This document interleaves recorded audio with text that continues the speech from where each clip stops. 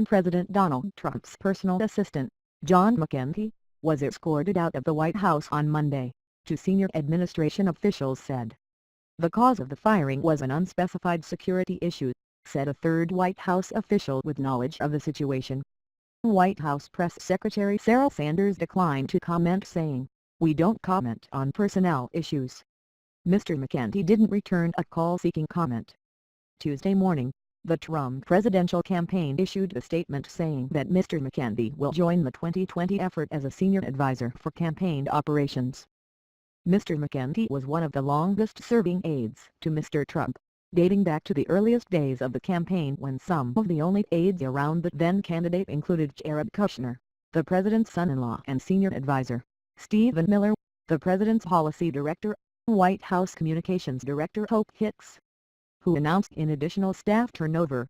Mr. Trump on Tuesday said Rex Tillerson was out as Secretary of State, after months of speculation over his fate, and that Central Intelligence Agency Director Mike Pompeo would be nominated to lead the State Department. Mr. McEntee wasn't as well known as the others, but had been a constant presence at Mr. Trump's side for the past 3 years.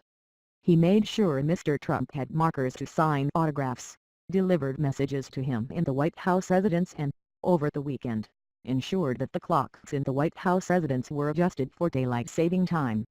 "It's not going to be great for morale," one White House official said about Mr. McEntee's departure.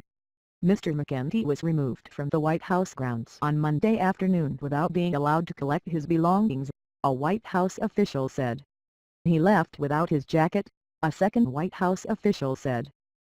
It wasn't clear exactly why Mr. McEntee was fired Monday. He indicated to colleagues that it was an issue in his background. Several White House officials have lost their jobs over the past month since White House Chief of Staff John Kelly imposed a stricter security clearance policy. Those changes were prompted by the departure of Staff Secretary Rob Porter, who quit after accusations of domestic violence were made public. Mr. Porter has denied the accusations, which had delayed final approval of his security clearance.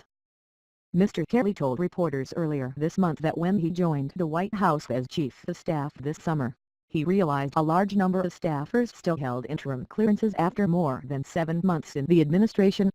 His review turned up a couple spreadsheets worth of people at the White House operating with interim security clearance after the first 9 months of the Trump administration.